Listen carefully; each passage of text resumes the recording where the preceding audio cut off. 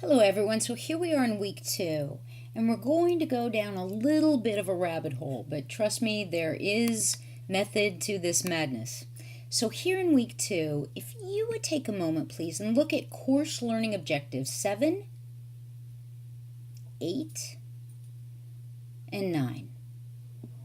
With those as our philosophical base, let's now take a look at this idea of not expert versus novice thinking, but the journey from novice to expert. And let me role model a little bit of how this beautifully parallels understanding by design and what all we're really working on here in curriculum design. Yours truly, as a curriculum designer, as your course custodian, I'm always open to looking for new resources, new ways to make the learning for you more meaningful and interesting and relevant and engaging. And so yes, I will go exploring. And I stumbled accidentally upon this blog, and for the most part, she talks about education, this, that, or the other, nothing shocking or shattering. And then this visual caught my eye. The journey from novice to expert and how one grows and develops and matures into an expert. And it seemed incredibly egalitarian, which when we dig a little deeper, I think you'll see then where it parallels those very course learning objectives we were just talking about. So this is a visual for the Dreyfus model of skill acquisition. Now, this is something that came in the 80s, and it's been used a lot in nursing. In fact, if you Google it, you'll find 100 videos from nursing teachers, nursing practitioners talking about this and how empowering it's been for the nursing profession. I will admit my own biases here.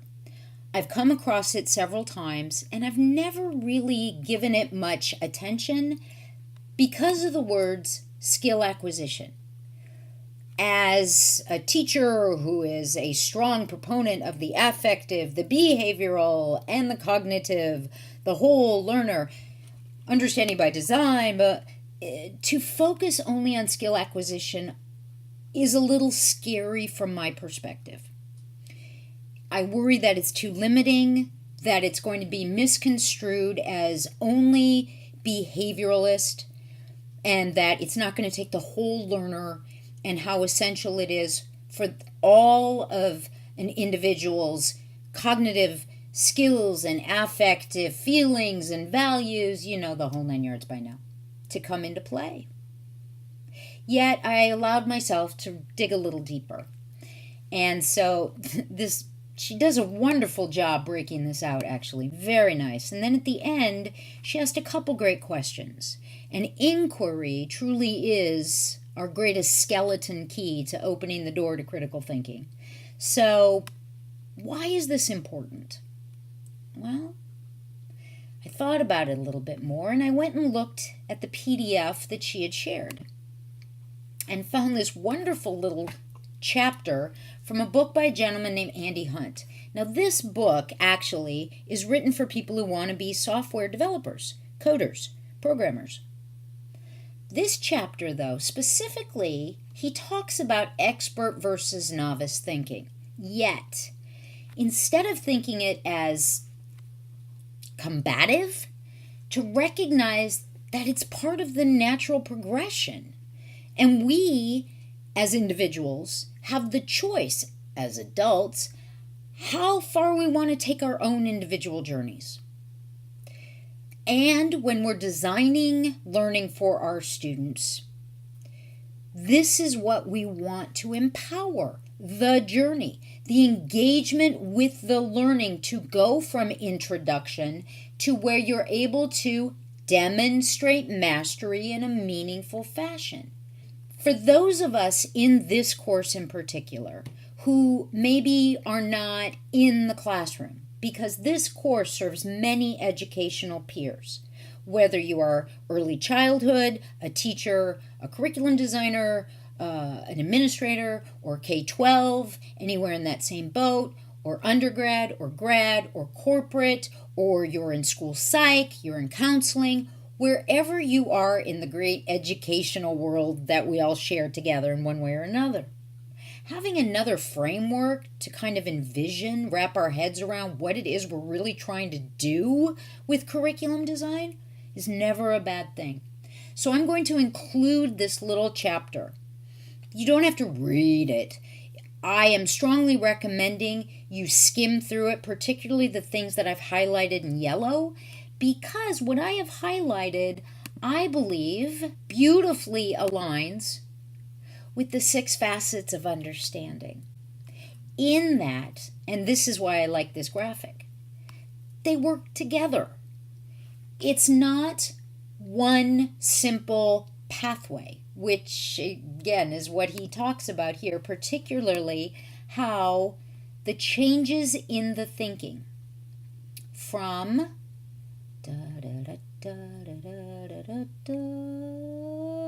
novice, where you have little to no previous experience in the skill area with the content, thinking, using, understanding. This is your introduction. You're new to this. You just haven't had the experience. It's a very different way of approaching a new subject for your students or for yourself, thinking of them as novices as opposed to the old traditional model where people used to think, well, information has to be poured in someone's head. This is a very different way of thinking about it. No, they're just new to the content, new to the ideas, new to the ways of thinking. So novices tend to be concerned with their ability to succeed because they don't know what they're doing. This is new. Am I doing this right? For the journey to be an authentic journey, it's not going to be linear. We'll all start as novices, but then we'll move through these different stages, which again, just take a gander. It's definitely worth your time to have this mental construct. You get more experience, you start moving into becoming an advanced beginner, but again, not purely linear. You could have an experience that so confuses you that you panic and need to go back to total novice. Okay, it all happens. You get in a bad habit, you have to start all over again. Nothing wrong with that. We all have setbacks. We all stumble along the pathway. Okay, that's part of the process. Into stage 3, where you become a little more competent, practitioners can now develop conceptual models of the problem domain. Work with those models efficiently. You start to feel a little more confident here. You're willing to take a few more chances. You're willing to ask for help, not do it for me, show me what to do, but hey, here's what I did. What do you think I'm missing here? We can move from there into a proficiency stage where you really do want to understand and start thinking about this differently. Bring in new ideas, not just, okay, Columbus sailed the ocean blue, but let's understand more of the context here, more detail. Why? Why not? Why were those choices made? What if? How could? Being more open to even greater discovery and making connections across areas. And then we move into the expert stage, if we're willing to put in the time and effort. Experts are the ones who continually look for better methods and better ways of doing things. I think that's an incredibly important idea to really hang our hat on. It's not that the expert is done. When you are able to demonstrate mastery at truly a high level, you own enough of your own understanding to know it's not the end. It's just like when you obtain your master's degree. A big part of understanding and demonstrating mastery is recognizing now how much more there is to potentially learn and do and seek out than you ever could have imagined before you even started at the novice level. As we move from novice through advanced beginner into competency, slip back a little, come back, move into proficiency, and then we work to obtain the expert level of understanding.